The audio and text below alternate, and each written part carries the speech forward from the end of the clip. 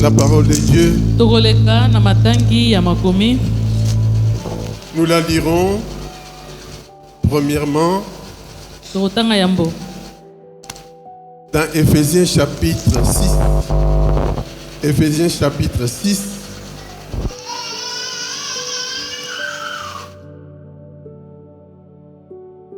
Éphésiens chapitre 6, verset 18.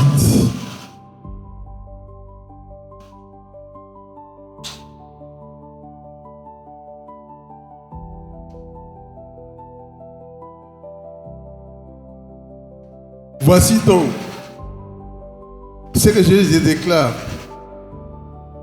dans le Seigneur. N'est-ce pas vous? Ne devez plus marcher comme les païens qui marchent selon la vanité de leurs péchés.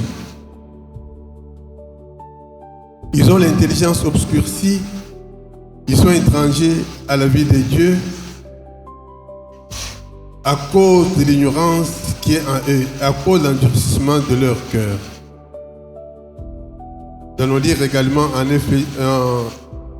Thessaloniciens chapitre 5, verset 17 qui dit ceci: priez sans cesse. Amen.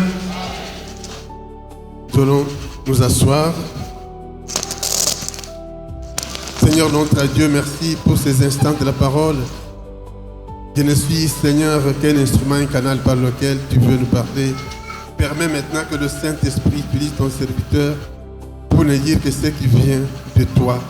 Permets également que cette parole, nous allons écouter ce matin, nous instruise dans tes voies et nous communique ta volonté. Au nom de Jésus-Christ, Amen. Amen. Amen. Il est vivant. Il est ressuscité des morts. Il est vivant. Il est ressuscité des morts. Acclamons Jésus.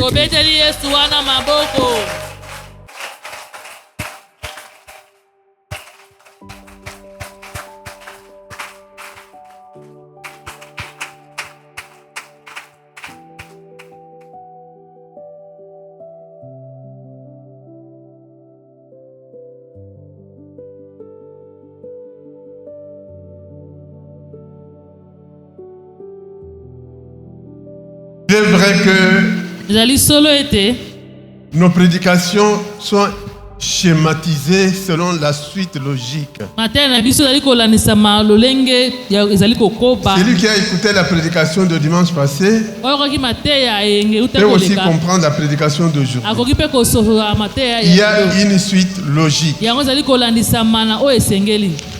Nous avons vu les combats et les victoires des rachetés. Cela veut dire quoi? Un enfant de Dieu, un racheté de Dieu, ne peut pas rester tranquille sans être attaqué par les puissants des ténèbres. Alors cela ne doit pas nous inquiéter. Le combat est la vie des enfants de Dieu. Notre vie, c'est la vie des combats. Mais ce qui est certain, les victoires aussi sont permanentes.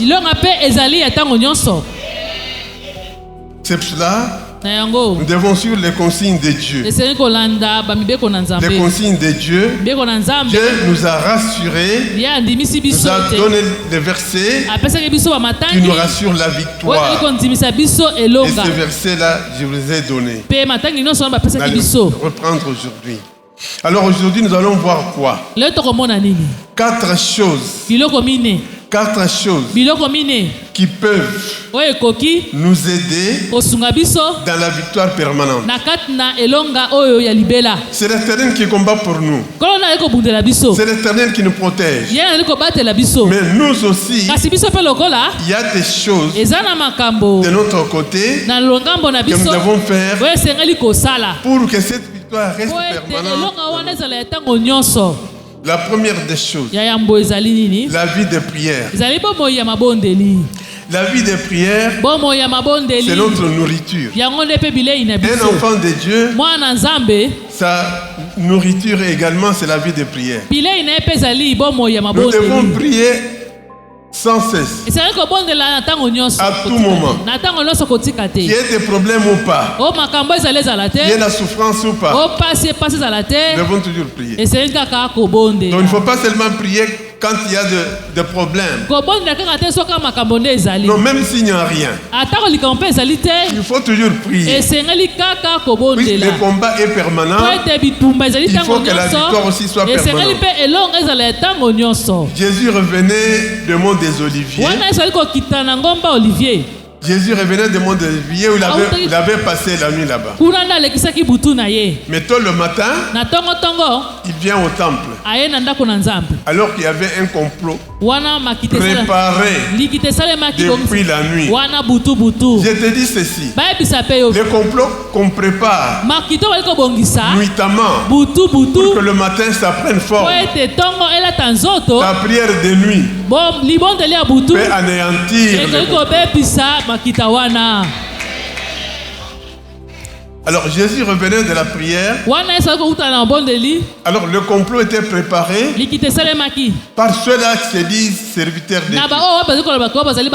C'était les pharisiens. C'était les hommes de la loi, l'esprit. Ils ont préparé une femme. Ils ont préparé une femme.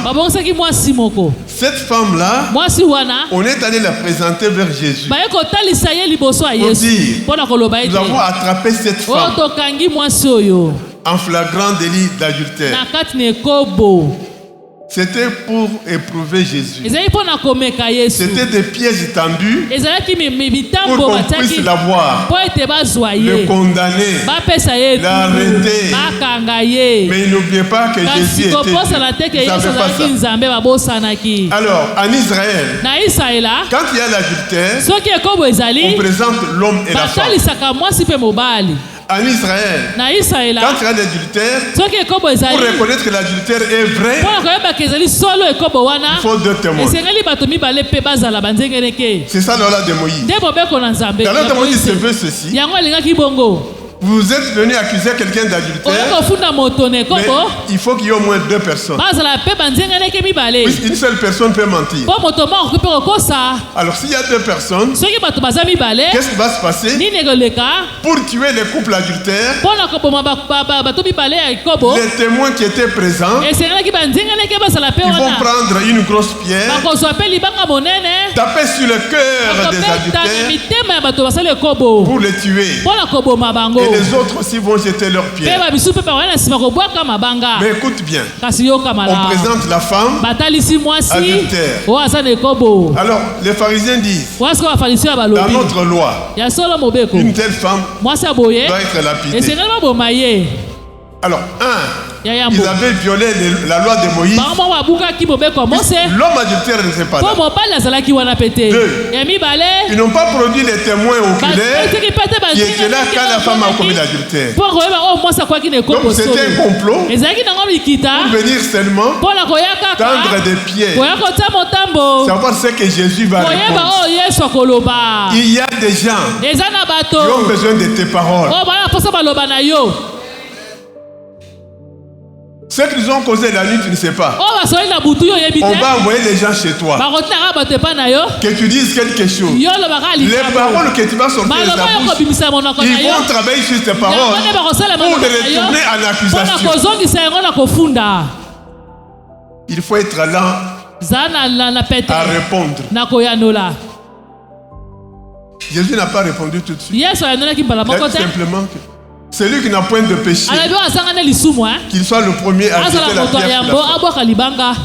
Alors, tout le monde s'est retrouvé, du plus grand au plus petit, qu'ils avaient des péchés. Alors, ils ont commencé à quitter. Et la femme est restée. Et Jésus a posé la question à la femme. Où sont tes accusateurs? Je ne vois plus. Moi aussi, je ne te condamne pas. Mais va. Ne pêche plus. Un gracier Amen. Je répète cela. Un gracier ne doit plus reprendre le mal qu'il avait commis. Il faut éviter définitivement. La grâce nous enseigne à abandonner le péché et non pas à continuer le péché. Alors, ce complot, le Seigneur l'a déjoué et les accusateurs sont rentrés. Préduit et la femme a été sauvée. La vie de prière. Jésus lui-même, le jour, la nuit, il devrait être arrêté. Il a prié 3 disciples. Jacques, Jean et Pierre. Pour l'accompagner. Pour prier aussi. Puis son jour est venu. Pourquoi il avait trié 3? Il a vu que ces 3-là sont tellement proches de lui. Ils peuvent faire ce qu'il a dit. Il avait Jean, Jacques et Pierre. Il dit, vous restez prier ici. Moi je m'en vais prier. Jésus a prié. Il a vu ce qui allait se passer. Son arrestation. Comment il allait être flagellé. Et sa mort. Alors, il est revenu voir ceux-là qu'il a amenés. S'il prie aussi, il les a trouvés endormis. Il a dit non, ne dormez pas. Réveillez-vous. Pourquoi vous ne serez pas resté 1 heure dans la prière? Jésus est allé encore plus. Quand il est revenu, il a encore retrouvé endormi. Mais laisse-moi te dire, l'année 2026, ce n'est pas l'année de sommeil. Amen. Nous voulons que l'année 2026, tes affaires marchent. Nous voulons que l'année 2026, que tes projets réussissent. Nous voulons que l'année 2026, j'avais dit la nuit quand nous avons la prière, j'ai dit aux jeunes sœurs ceci, je vais partir à la direction de la communauté, je vais acheter 15 formulaires de mariage. Il faut que parmi ces certificats-là, cette année, que ton certificat soit dedans.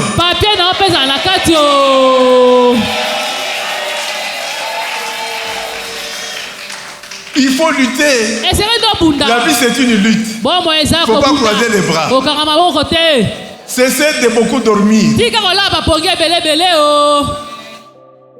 Amen. Amen. Veillons. Prions pour que Dieu agisse. À cause de la prière, Moïse, il dit ceci à Aaron: montons sur la montagne de Dieu. Josué va partir en guerre pour se battre contre les Amalek. Une bonne idée. Mais écoute bien. Quand les bras de Moïse s'affaissaient, Israël perdait le combat. Quand Moïse tendait ses mains comme ça, Israël gagnait le combat. Ils ont compris que la victoire est dans la prière. La victoire est dans la prière. Celui qui prie est capable de tout. Est capable de victoire, est capable de bénédiction, est capable de tout. Donc, soyez homme de prière, soyez femme de prière, et priez en tout temps. Amen. Amen. Alors, parmi les 4 choses, j'ai parlé de la vie de prière. Que la prière soit permanente et prier en tout temps. Pourquoi? On ne sait pas ce qui se prépare dans le monde. Deuxième chose, songez aussi à jeûner. En 2025, tu as beaucoup mangé. D'autres ont eu l'obèse. Connaissez l'obèse? À cause de la nourriture. C'est-à-dire que le ventre a pris de volume. Non! En 2026, l'obèse doit quitter. Tu dois maigrir. Il faut jeûner. Il faut jeûner. Ah non, l'estomac ne me permet pas. Non, il faut dire à l'estomac, c'est moi le chef. Je te commande. Mais toi, tu ne peux pas me commander. Amen. Amen. Il faut préparer les jeunes. Comment on prépare les jeunes?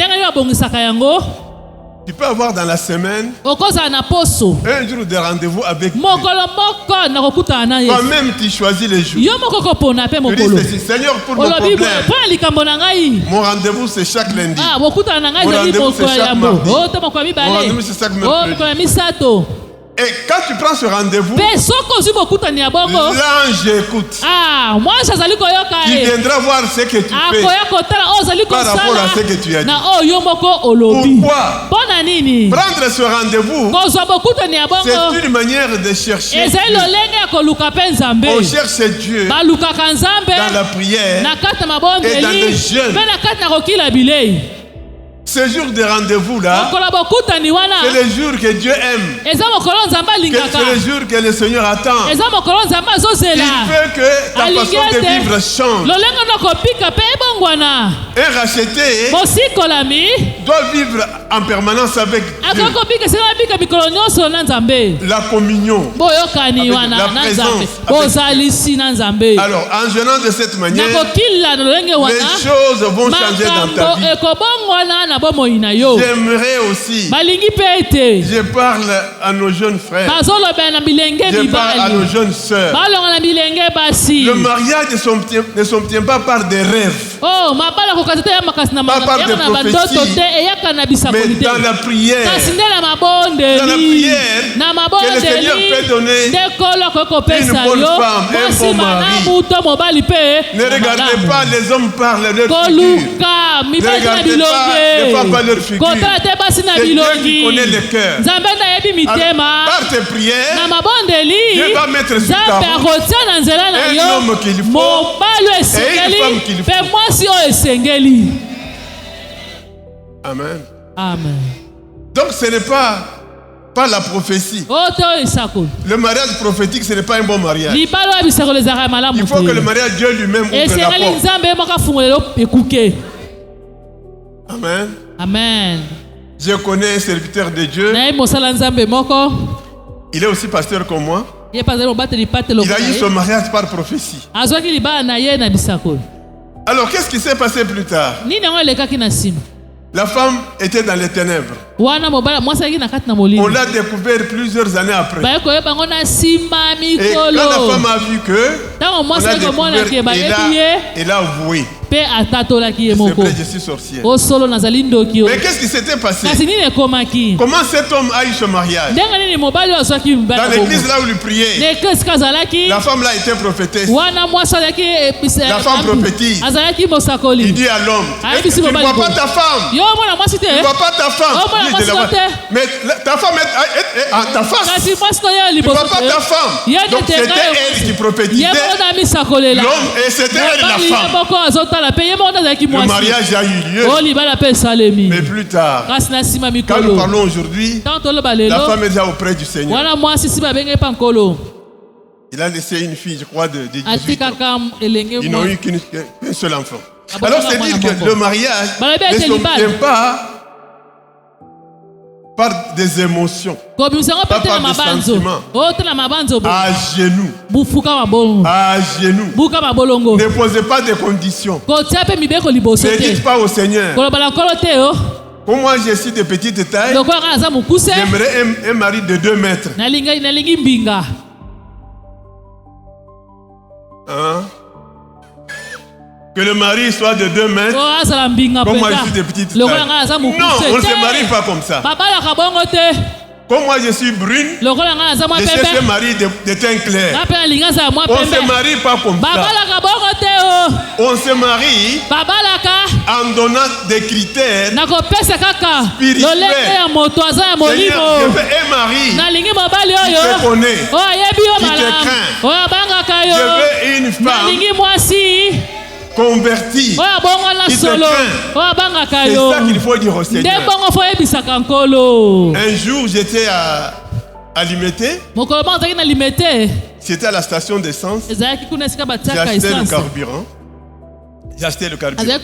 Il y avait une dame qui est venue avec sa voiture, avec 2 filles dedans.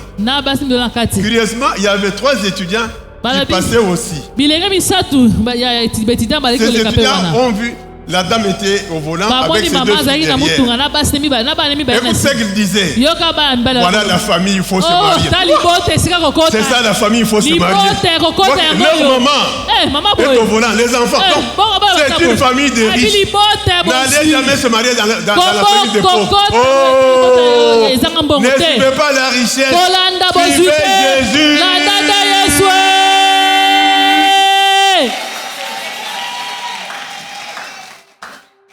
Amen. Amen. C'est ça notre imagination. On calcule mal. Alors, en Ésaïe 58, Ésaïe chapitre 58, l'Écriture déclare, le vrai jeune détache les liens. Les liens de servitude. C'est quel est le lien? Je vous explique clairement.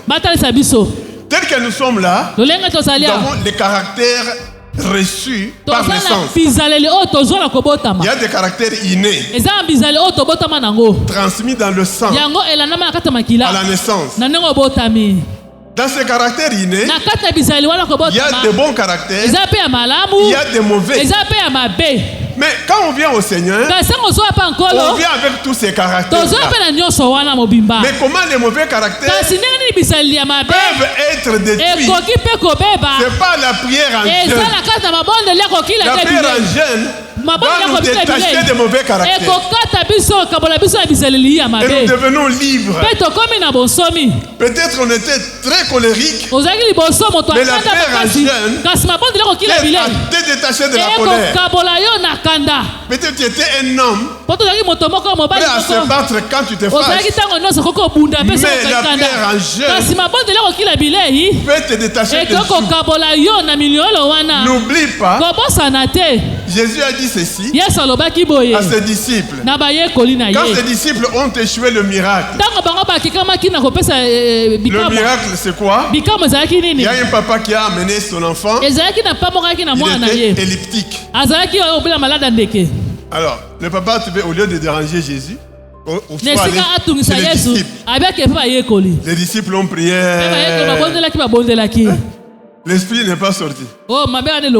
Jésus le regardait. Et aussi regardait Jésus. Le papa de l'enfant regarde. Qu'est-ce qu'on va faire? Jésus a dit, ramène-moi. Jésus a chassé l'esprit. Alors, les disciples étaient curieux. Pour savoir, mais pourquoi nous avons échoué? Cette sorte de démons. Il y a des sortes de démons. Cette sorte de démons ne peuvent sortir que par la prière et le jeûne. Oui, il y a certains caractères qui sont dans notre vie qui nécessitent le jeûne pour que ces mauvais caractères puissent nous quitter. Nous avons connu une jeune sœur. Elle a prié avec nous ici. Mais elle ne vient plus. Peut-être à cause de la distance. Cette jeune sœur ne peut pas passer une journée sans prendre un homme. Est-ce que vous comprenez ça? Et c'est normal. Ce n'est pas normal. C'est tout un lien de péché. Donc le jeûne peut nous détacher du mal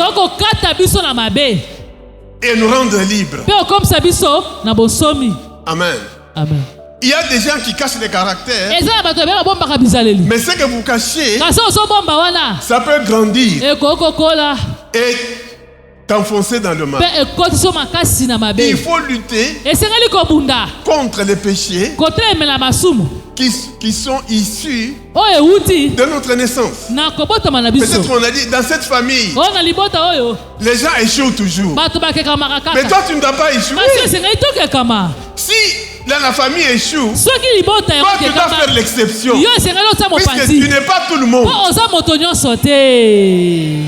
Il faut leur dire, si vous allez échouer, mais ce n'est pas moi. Moi, je dois réussir. Et vous verrez à vos yeux qu'il y a un, et Dieu va donner la victoire. Alors, de tels liens, il faut la prière. Il faut la prière. La prière en jeûne a aussi beaucoup d'efficacité. Mais quand vous priez en jeûne, alors c'est le jour où vous allez vous promener. Quand vous arrivez chez vos amis, vous présentez à manger. Viens, on mange. Ah non, moi je suis en jeûne. Hein? Mais si tu savais que tu es en jeûne, tu devrais rester chez toi. Ah non, j'étais venu vous saluer. Ça, ce n'est pas un jeûne. Au village, les gens allaient en brousse. Là où il n'y a pas de bruit. Pour aller jeûner. Pourquoi? Pour éviter tous les tourments. Les jours de jeûne, tu dois chercher un endroit calme. Si tu n'as pas l'endroit, viens ici à l'église. Tous les jours, il n'y a pas la prière le matin. Tu viens calmement, tu pries. Au lieu d'aller en brousse, il y a des serpents.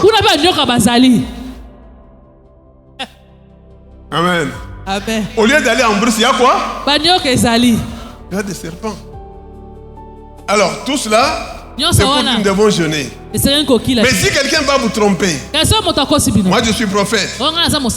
Montons à Mangengenge. On va jeûner ensemble. Tu vas rentrer avec la grossesse. Ça ne c'est pas un jeûne. Tu vas rentrer avec la grossesse. Venez chercher Jésus. Jésus est ici.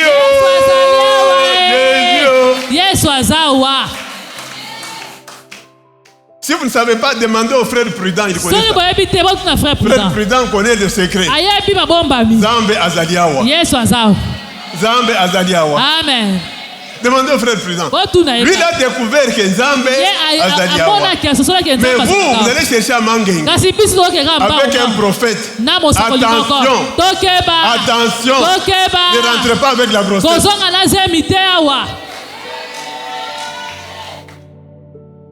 Amen. Amen. Alors il faut jeûner. C'est biblique. Autre chose, c'est quoi? Nous devons faire un effort de nous séparer avec le péché. Cet effort-là n'est possible qu'avec l'aide de Dieu. Il faut dire au Seigneur, le péché qui est chronique dans ma vie, je ne suis pas capable de moi-même. Aide-moi à abandonner. Il va t'aider. Il va t'aider.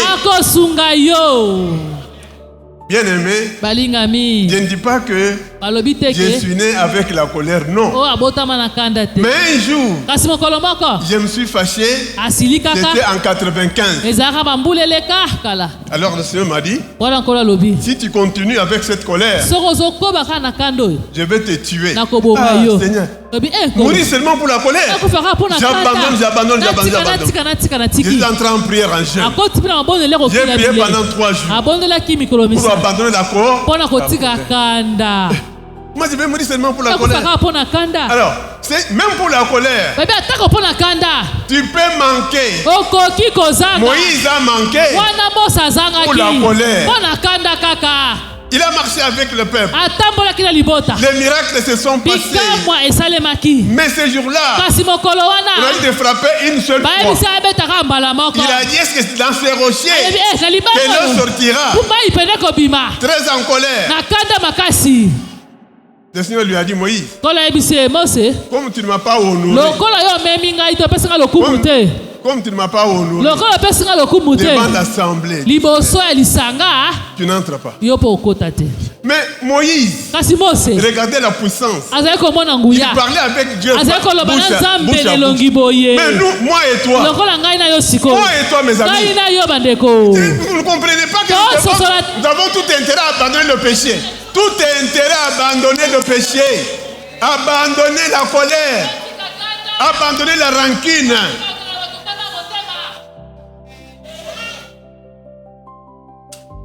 Bon, un jour je vous ai dit ceci, Jésus est venu nous donner 5 pilules à boire. 5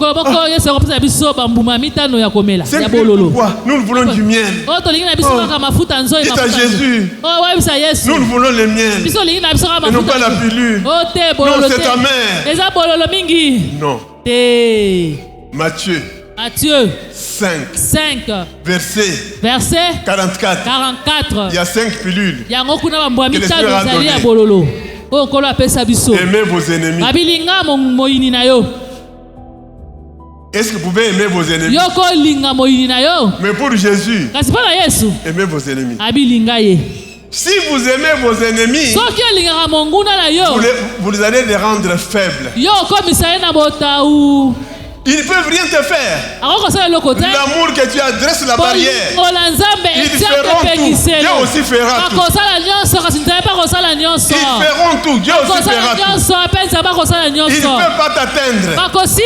Pourquoi? L'amour dresse la barrière. Ils ont bu ton eau. Ils ont mangé ton pain. Tout ce que tu fais là, c'est l'amour. Mais quand ils vont brandir leur arme, le Seigneur intervient. Pas ici. Pas ici. Hein? C'est simple. Awate. Amen. Amen. Amen. Donc l'amour nous protège envers nos ennemis. Alors qu'est-ce qui se passe? Dieu n'est pas dans la rancune. Dieu n'est pas dans la haine. Si vous avez la haine, la première chose, votre prière ne sera pas écoutée. Lisez Ésaïe chapitre 1, verset 15. L'Écriture dit, même si vous multipliez des prières, Dieu se bouche les oreilles. Si vous continuez encore, il tourne le dos. Il veut d'abord que tu arranges, que tu viennes. Mais Jésus a dit ceci. Si tu veux aller offrir, si tu veux aller offrir au Seigneur, et que dans ton cœur, tu ressens que il y a quelque chose qui ne va pas entre toi et le prochain, laisse d'abord l'offrande. Va d'abord trouver la paix et viens prier pour que ton Père t'exauce. N'est-ce pas? La prière que le Seigneur a enseignée à ses disciples. Qu'est-ce qu'il a dit? Pardonne nos péchés comme nous aussi nous pardonnons à ceux qui nous ont offensés. Donc c'est considéré que nous avons déjà pardonné. Mais maintenant, de votre côté aussi, pardonne-nous. Mais si vous ne nous pardonnez pas, le Seigneur ne met pas aussi. Il attend. Pardonnez d'abord. Vous pardonnez. Vous venez ici, vous pardonnez. Vous refusez. Il vous attend. Même si vous allez prier en langue. Mais Paul l'a dit ceci. Même si vous priez en langue. 1 Corinthiens 13. Même si vous donnez votre corps à être brûlé pour le Seigneur, s'il n'y a pas la charité, s'il n'y a pas l'amour, rien ne se fera. Rien. Pourquoi? L'amour pardonne tout. Amen. Au nom de l'amour, il faut pardonner. Est-ce que nous, on méritait vraiment d'être sauvés? Non. Nous étions des pauvres pécheurs perdus. Mais Dieu nous a pardonné. Pardonnons aussi. Pardonnons aussi. Pour que Dieu nous pardonne. Nous avons parlé de la vie de prière, la vie de jeûne, nous séparer progressivement du péché. Et le quatrième point, c'est quoi?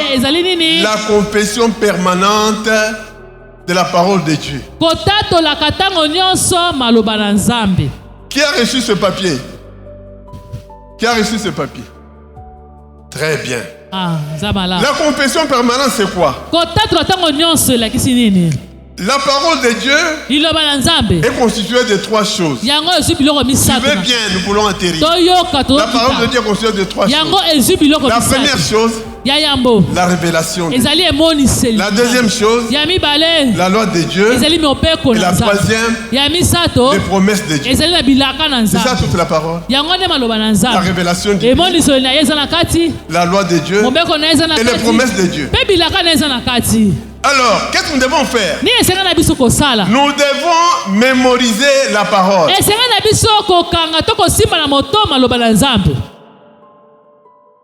Que votre amen soit vraiment amen. Amen. Nous devons mémoriser la parole de Dieu. La mémoriser. Deuxièmement, ne mémorisez pas la parole comme étant un perroquet ou bien une perruche. Il faut l'intérioriser. S'approprier de cette parole. Que ça soit pour toi. La troisième chose, qu'est-ce qu'il faut faire? Il faut la réciter. La prononcer de ta bouche. Toi-même tu prononces. Tu repasses les habits. Tu récites la parole de Dieu. Tu es sur la route. Et généralement tu récites la parole de Dieu. Pourquoi? La parole de Dieu contient la puissance de Dieu. Et puis ensuite, il faut la partager. Partager cette parole avec les autres. Premièrement, faire quoi? La mémoriser. 2. L'intérioriser. 3. La réciter. 4. La partager. Pourquoi? Oui, c'est la parole crée. La parole délivre. La parole guérit. La parole bénit. Si tu confesses de ta bouche, cette parole, tu verras cette parole agissante. Si tu prononces de ta bouche, alors nous allons nous mettre debout. Nous allons faire la proclamation de la victoire permanente avec la parole de Dieu. J'aimerais que là où tu es, nous devons faire route ensemble. Je sais qu'à l'école primaire, vous allez trouver le maître avec une règle. Quand tu fais 1, les gens disent 1. Nous allons commencer, il y a le premier point. Nous allons lire ensemble lentement et sûrement. Allons-y. 1. L'Éternel combat. Très bien. En Exode 14, 14. Donc il faut être certain que l'Éternel combattra pour toi. 2. Il faut croire qu'à cela que tu es fort en Jésus-Christ. Troisième point, allons-y. Très bien. Tu dois le savoir que tu es plus que vainqueur en Jésus-Christ. 4. Avec Jésus, ne crains rien. Il est là. 5.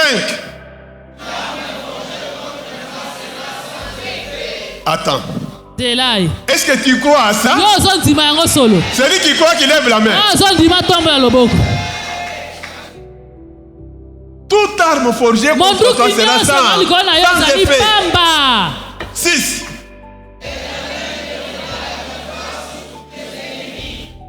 Mais comme l'Éternel t'a donné la vie, pourquoi tu t'inquiètes? Pourquoi tu pleures?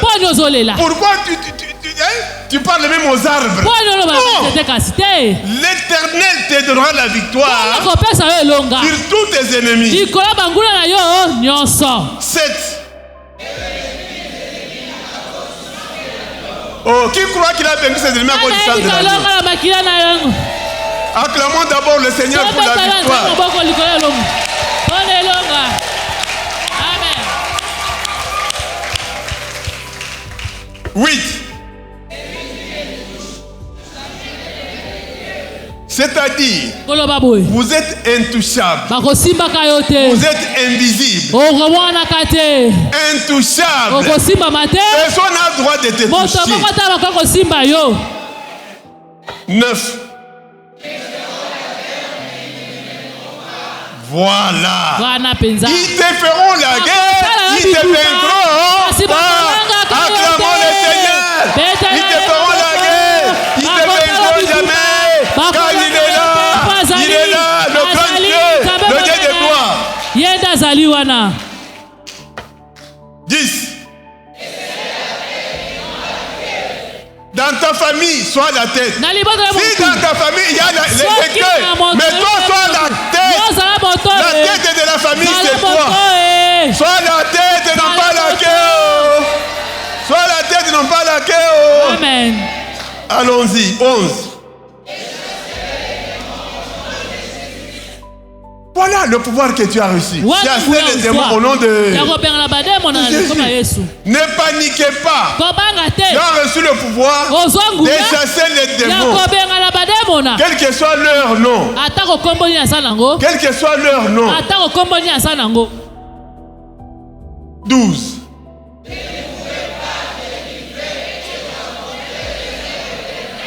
Est-ce que tu peux acclamer pour toi-même? Amen.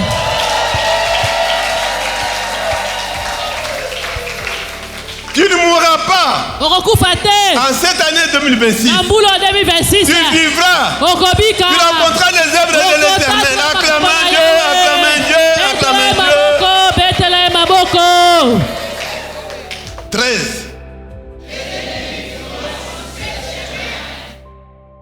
Ah, quel plaisir.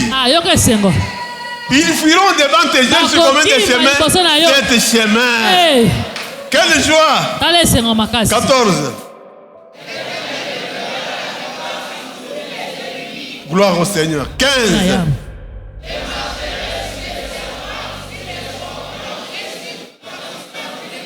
Et rien ne peut même.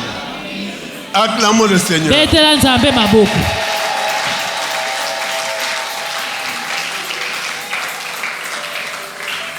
Le papier ici que vous avez, mettez dans votre porte-monnaie. Quand le mal arrive, sortez et lisez. Pourquoi? C'est la parole de Dieu. Quand nous proclamons cette parole, Dieu agit. Merci maman. Merci maman. Il n'y a que la maman qui est venue quand même nous donner. C'est-à-dire quoi? La parole de Dieu est agissante. L'Écriture dit ceci en Jean 6, 63, que la parole de Dieu est esprit et vie. Si tu la prononces, avec efficacité, elle prend forme. Elle forme forme. Quand vous chassez les démons, vous ne les voyez pas. Mais cette parole qui sort de ta bouche, ça c'est les démons. Pourquoi puisse-t-il y a reçu le pouvoir? Alors, ce bout de papier là, ne les jetez pas. Nous pouvons féliciter notre secrétaire qui a fait ce travail de vous apprêter ce bout de papier. On peut l'encourager.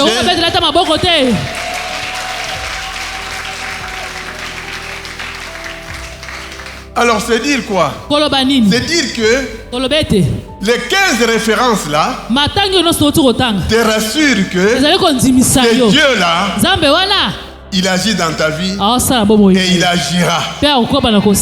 Et il agira. Le simple fait est de faire quoi? De croire en lui, d'espérer en lui, de compter sur lui, de marcher avec lui, de compter sur le moyen de Dieu. Il y a tes propres moyens. Mais non, il faut compter sur le moyen de Dieu. Amen. Amen. Tu connais quelqu'un qui disait, j'ai mon médecin, J'ai mon avocat. J'ai mon c'est Jésus qu'il faut. L'avocat des avocats. C'est Jésus qu'il faut. Le médecin des médecins. Tu as tes médecins. Mais Jésus est plus que tes médecins. Oui, Jésus ressuscite des morts. Tu peux mourir, mais Jésus te ressuscite. C'est que le médecin ne peut pas faire. Amen. Amen. Alors, bien aimé dans le Seigneur, il y a 4 choses qui peuvent nous aider dans la victoire permanente. C'est la vie de prière, c'est le jeûne, c'est notre séparation progressive avec le péché et notre confession permanente des paroles de victoire dans le combat. Car c'est en confessant de la bouche qu'on parvient au salut. Confessons ces 15 points tous les jours de notre vie. Et le Seigneur sera avec nous. Il fera de grandes choses. Que le Seigneur vous bénisse.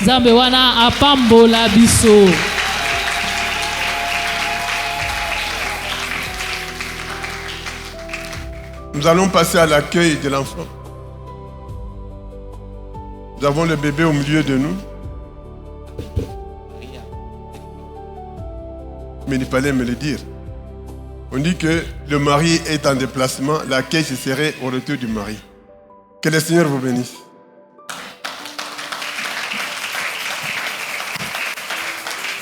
Gloire à Jésus. Bien. Alléluia. Alléluia. Bien aimé Nzambaza malamu mingi atonga lelo nous batuna esengo par rapport à la déclaration de Sali les autres témoigner victoire na biso en Jésus Christ. Amen. Donc telema to tonda Nzambe na bolamu pe na bolingo na ye kati na biso telemi to tonda Nzambe